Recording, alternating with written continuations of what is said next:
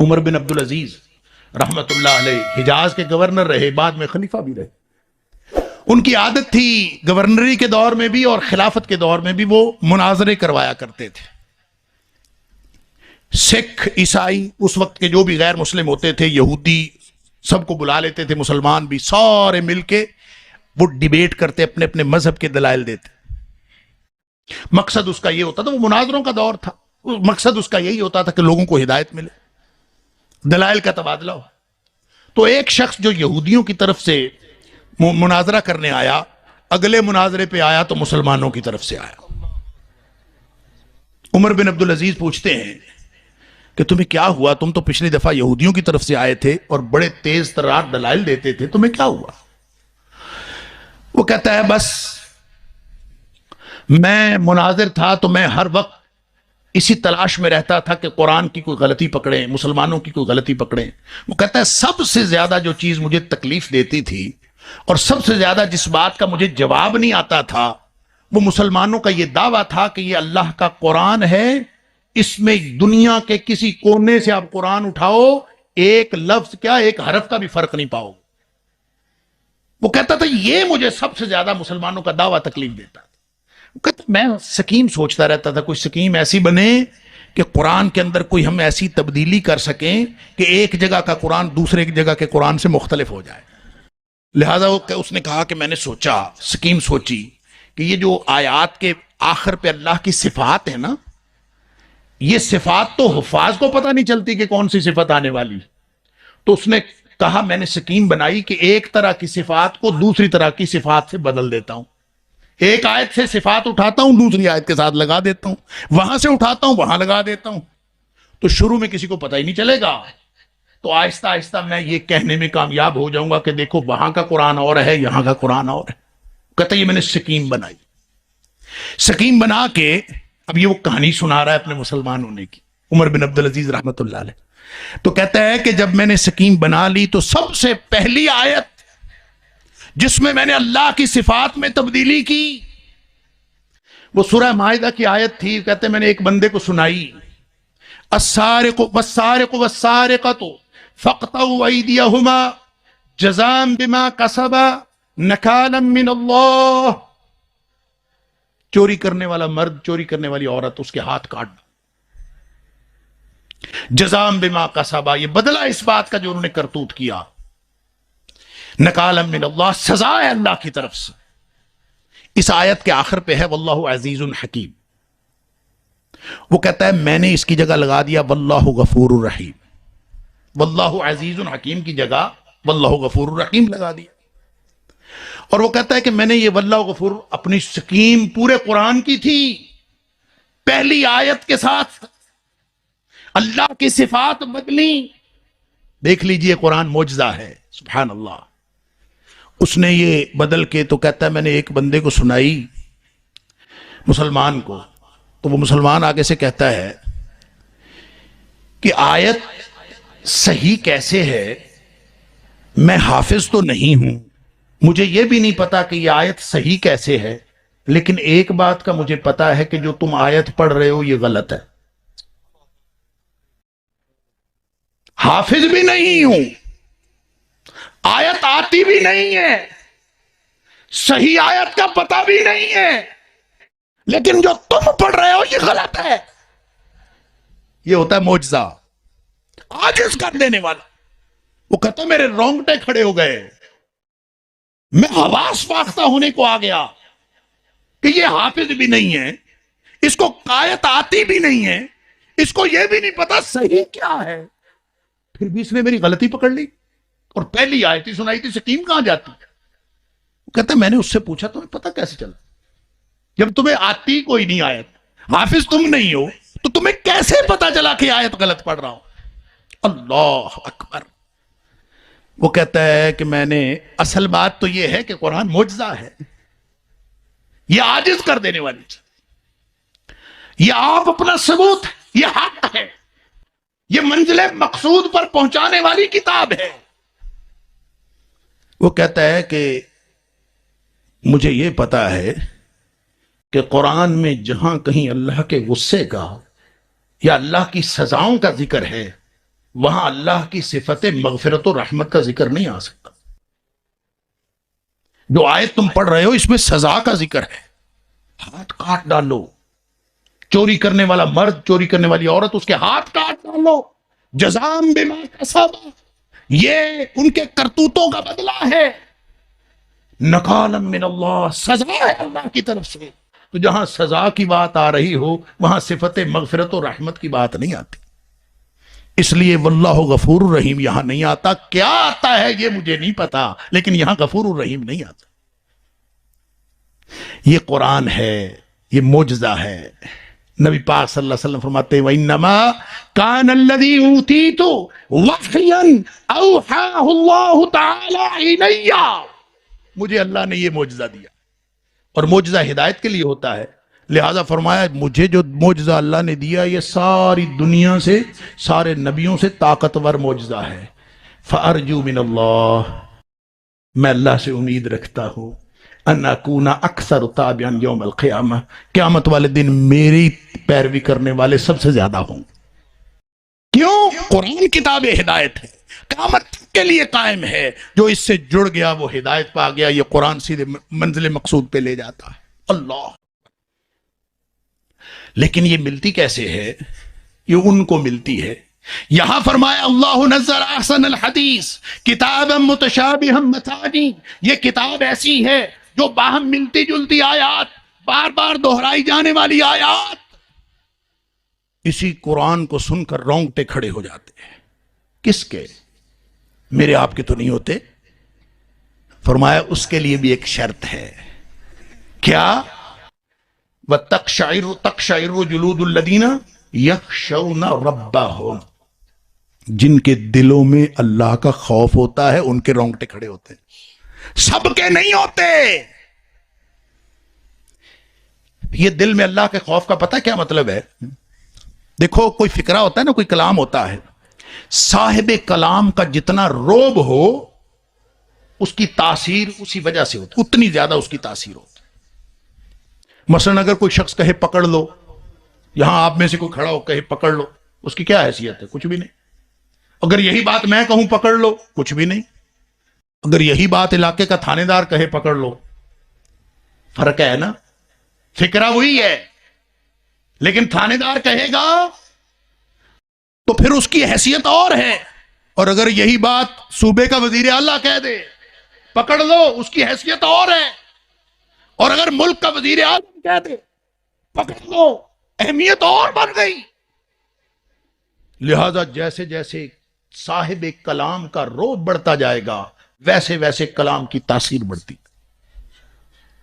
تقشعر منہ جلود الذین یخشون ربہم. کبھی دل میں سوچو تو صحیح یہ کلام کس کا ہے. کبھی سوچو تو صحیح، کبھی اس کی کبریائی کا احساس تو کرو. جب یہ احساس دل میں خشیت آ جائے گی، اللہ کا رعب دل میں آ جائے گا، ایک ایک فکرہ دل کے اوپر اثر کرے، پھر رونگٹے کھڑے ہوں. لہذا نہ ہمیں کبھی یہ سوچا کس کا کلام ہے، وہ کیسے کہہ رہا ہے، کیوں کہہ رہا ہے، کس کو کہہ رہا ہے. نہ کبھی ہم نے سوچا، نہ دل میں روب پیدا ہوا، نہ کبھی ہمارے رونگٹے کھڑے ہوئے. کبھی یہ سوچ کے دیکھیں، کبھی اللہ کی خشیت دل میں بٹھا کے پھر قرآن سنیں. تقشعر منہ جلود الذین یخشون ربہم چیلنج ہے قرآن کا. جس کے دل میں اللہ کی خشیت ہے اس کے رونگٹے کھڑے ہو جاتے. اللہ کرے کس دن رونگٹے کھڑے ہو گئے نا، بس یہ کلک ہونی ہے، پھر باقی ہدایت کا عمل آٹومیٹک شروع ہو جانا. یہ ایسا کتاب، ایسا قرآن ہے، ایسا معجزہ ہے. ایک دم کلک ہو گئی نا. فرمایا ثم تلین جلودہم وقلوبہم الی ذکر اللہ. پھر سارا کام خود ہی ہو جاتا ہے، دل بھی جھک پڑتے ہیں، جسم بھی جھک پڑتے ہیں اللہ کی یاد کی طرف. بس جس دن یہ کام ہو گیا، ذالک ھدی اللہ یہدی بہ من یشاء، یہی وہ ہدایت ہے اللہ جسے چاہتا ہے عطا کرتا.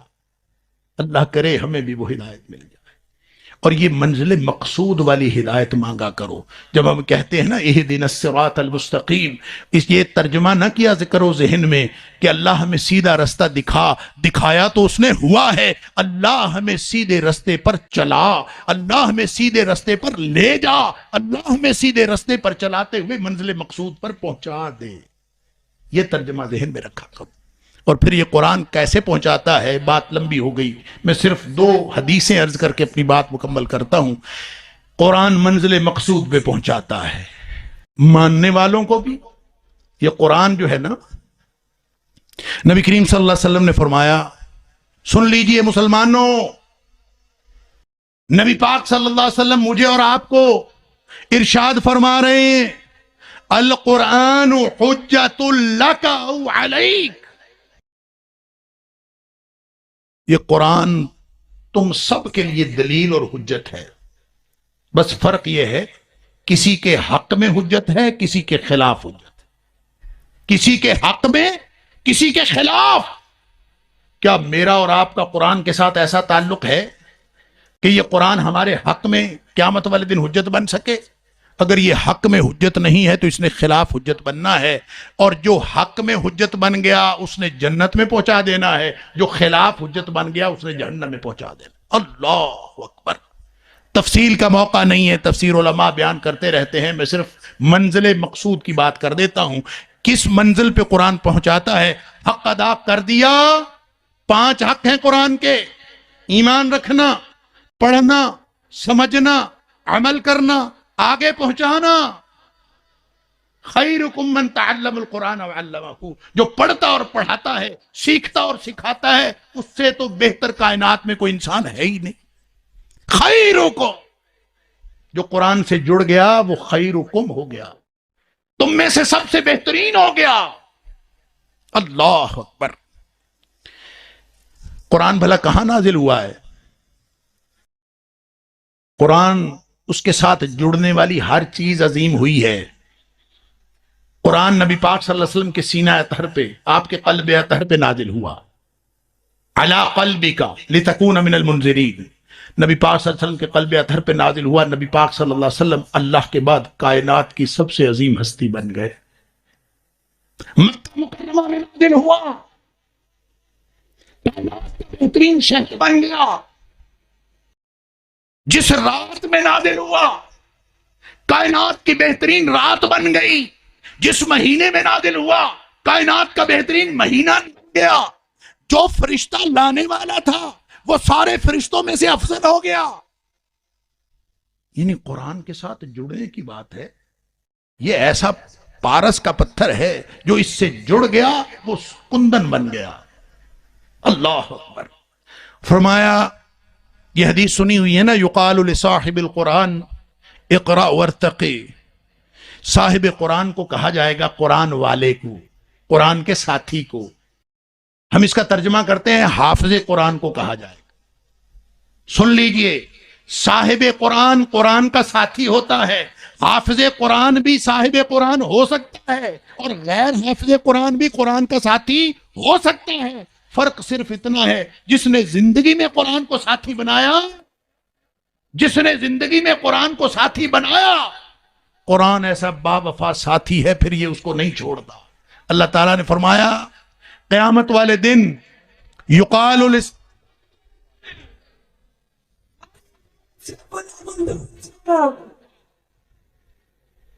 نبی اکرم صلی اللہ علیہ وسلم نے فرمایا، یقال لصاحب القرآن اقرأ وارتقی. قیامت والے دن جنت میں صاحب قرآن کو کہا جائے گا، قرآن کے ساتھی کو کہا جائے گا، قرآن والے کو کہا جائے گا. تو کیا ہم قرآن والے ہیں؟ کیا قرآن کو ہم نے اپنی زندگی کا ساتھی بنایا ہے؟ جس نے قرآن کو یہاں زندگی کا ساتھی بنا لیا، یہ پھر کسی کو نہیں چھوڑتا. یہ با وفا ساتھی ہے. مسلم شریف کی حدیث ہے، فرمایا اقرأ القرآن. نبی پاک صلی اللہ علیہ وسلم نے صحابہ سے کہا، او صحابیو، قرآن پڑھتے رہا کرو. انہو یاتی یوم القیامت شفیعا لاصحابہ. یہ قیامت کے دن اپنے ساتھیوں کی شفاعت کرتا ہوا آئے گا. کس کی؟ اپنے ساتھیوں کی، صاحب کی. بناؤ نا صاحب اس کو، بناؤ نا ساتھی اس کو. تم کہتے ہو قرآن سمجھ میں نہیں آتا، آئے کیسے؟ اس سے واقفیت رکھی. سمجھ لو، آپ دنیا میں زندگی میں کسی شخص کے ساتھ دن میں چاہے 5 وقت ملتے ہو، سلام دعا سرسری سی ملاقات، السلام علیکم، بس گھر کو چلے گئے، السلام علیکم، گھر کو چلے گئے. ساری زندگی آپ ملتے رہو، کبھی بھی آپ کو اس سے تعارف نہیں ہو سکتا وہ کون ہے اور آپ کون ہے. اور اگر اس کے ساتھ کوئی وقت گزارو اکیلے بیٹھ کے، اس سے پوچھو تم کون ہو، اپنا آپ بتاؤ میں کون ہوں. کسی سے ایک رات تنہائی میں گزار لو، وہ اپنی ساری زندگی کا کچا چٹھا آپ کو بتا دے گا، اور آپ سے سارے راز بھی بتانے کا موقع دے گا. تو کبھی قرآن کے ساتھ بھی تنہائی میں بیٹھو نا. قرآن کے ساتھ جس نے تنہائی میں وقت نہیں گزارا، یہ قرآن اس کو اپنا ساتھی کیسے بنائے؟ قرآن اس کو اپنا ساتھی بناتا، اپنے راز اس کو دیتا ہے جو اس کے ساتھ وقت گزار. اکیلے تنہائی میں وقت گزارے، یا یوں سمجھ لیجئے کہ ساری زندگی ایک آدمی سمندر کی تہ پہ تیرتا رہے، سمندر کی سطح پہ تیرتا رہے. وہ کبھی ہیرے جواہرات کو پہنچ سکتا ہے؟ وہ ہیرے جواہرات ملتے ہیں اس میں غوطہ لگانے سے. قرآن کے سطحی طور پر آپ اوپر پھرتے رہیں، آپ ہیرے جواہرات تک نہیں پہنچ سکتے. ساتھی بنائے قرآن کو. فرمایا یقال لصاحب القرآن اقرا وارتقی. صاحب قرآن کو کہا جائے گا پڑھتا جا اور چڑھتا جا، اور ساتھ فرمایا ٹھہر جا، آہستہ آہستہ پڑھنا. ورتل کما کنت ترتل فی الدنیا، اسی طرح ٹھہر ٹھہر کے پڑھنا جس طرح تو دنیا میں ٹھہر ٹھہر کے پڑھتا تھا. چڑھتا جا، پیدل تھوڑی چڑھنا ہے، وہاں زینے لگے ہوں گے. یہاں الیکٹرک زینے، لفٹیں پتہ کتنی تیز لگی ہوئی ہیں. بڑے بڑے پلازوں کے اندر، بڑی بڑی ملٹی سٹوری بلڈنگز کے اندر دنیا کی لگی ہوئی لفٹیں. میں ایک جگہ گیا، انہوں نے بتایا یہ 1 سیکنڈ میں 4 منزلیں طے کر جاتی ہے. 1 سیکنڈ میں 4 منزلیں. انا للہ و اتنی تیز. اور وہ 44ویں منزل میں ہم نے جانا تھا، اور یوں اس نے دبایا اور یوں ہم باہر نکلے تو سارا شہر نیچے آیا پڑا ہے. ہم حیران ہو گئے. یہ تو دنیا کے زینے ہیں، جنت کے زینوں کی تیزی کا عالم کیا ہوگا؟ وہاں جب ٹھہر ٹھہر کے قرآن پڑھتا جائے گا اور وہ زینے جا رہے ہوں گے، ایک لمحے میں کتنا وہ اس کے کتنے درجے اوپر جا رہا ہوگا. نبی کریم صلی اللہ علیہ وسلم نے فرمایا جنت میں 1 درجے کا فرق پڑ گیا نا، 1 درجے کا، تو نچلے درجے والے اپنے سے اوپر والے درجے کو یوں دیکھیں گے جیسے ہم سورج چاند ستاروں کو دیکھتے ہیں. 1 درجے کا فرق پڑ گیا. تو جب قرآن پڑھنے والا ٹہر ٹہر کے، مٹک مٹک کے، سمجھ کے، لہک لہک کے قرآن پڑھ رہا ہوگا، اور زینے، جنت کے زینے کتنے تیزی سے چڑھ رہے ہوں گے، تو اس کا مقام کتنا بلند ہوگا. اللہ اکبر.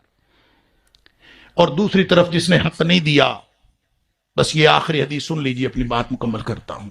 حق دینے والے کو کہاں مقام ملا؟ اللہ غالباً جنت الفردوس ہی ہوگا. اس لیے کہ نبی کریم صلی اللہ علیہ وسلم نے فرمایا جنت الفردوس سے اونچی کوئی جنت نہیں، اس سے اوپر بس اللہ کا عرش ہے. ساری نہریں بھی اسی سے نکلتی ہیں، لہذا اللہ سے جب مانگنی ہو تو جنت الفردوس مانگ. اللہ اکبر.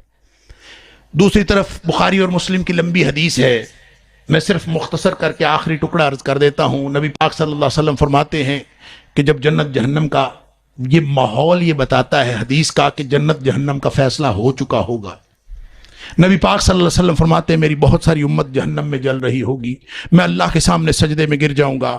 جب تک اللہ چاہے گا میں اللہ کی کبریائی بیان کروں گا، تحمید و تقدیس کروں گا. جب اللہ چاہے گا مجھے، اللہ فرمائے گا کہ اے محمد صلی اللہ علیہ وسلم اپنا سر اٹھاؤ، مانگو کیا مانگتے ہو. میں عرض کروں گا اللہ کے رسول صلی اللہ علیہ وسلم میری امت جہنم میں جل رہی ہے، ان کو نکال کے جنت میں ڈال دے. نبی پاک صلی اللہ علیہ وسلم فرماتے ہیں مجھے اللہ ایک نشانی مقرر کر دے گا، جا اس نشانی کے جتنے لوگ ہیں ان کو جہنم سے نکالو، جنت میں ڈال دو. میں ڈال دوں گا، ابھی بھی میری بہت ساری امت جہنم میں رہ جائے گی، پھر سجدے میں گروں گا، پھر جب تک اللہ چاہے گا میں اسی طرح سے اللہ کی حمد و ثنا بیان کرتا رہوں گا. پھر اللہ فرمائے گا سر اٹھاؤ، مانگو کیا مانگتے ہو، میں پھر عرض کروں گا اللہ کے رسول صلی اللہ علیہ وسلم جہنم سے میری امت کو نکال کر جنت میں ڈال دے، اللہ تعالیٰ کم تر نشانی بیان کر دیں گے، میرٹ لو ہو جائے گا، جا اس نشانی کے بھی جتنے لوگ ہیں نکال کے جنت میں ڈال۔ فرمایا میں ان نشانی کے لوگوں کو بھی جنت میں ڈال دوں گا، میری امت ابھی بھی بہت ساری جہنم میں رہ جائے۔ تیسری دفعہ پھر میں سفارش کروں گا، تیسری دفعہ پھر مجھے اذن ہوگا اللہ کی طرف سے، اور اللہ تعالیٰ میرے لیے اتنی چھوٹی نشانی بیان کر دیں گے، مقرر کر دیں گے کہ مجھے لگے گا کہ اب تو میں ساری امت کو نکال لوں گا۔ لیکن فرمایا کہ جب میں اس نشانی کے لوگوں کو بھی نکال لوں گا تو میری امت ابھی بھی جہنم میں رہ جائے گی۔ اللہ، 3 دفعہ نبی کریم صلی اللہ علیہ وسلم کی شفاعت کے بعد بھی فرمایا یہ بھلا کون رہیں گے؟ فرمایا ما باقیہ، اب کوئی نہیں بچے گا الا من قد حبسہ القرآن، اب وہ بچیں گے جن کو قرآن روک لے گا کہ یہ میرے مجرم ہیں، اے حبیب صلی اللہ علیہ وسلم آپ کی شفاعت بھی ان کو فائدہ نہیں دے سکتی۔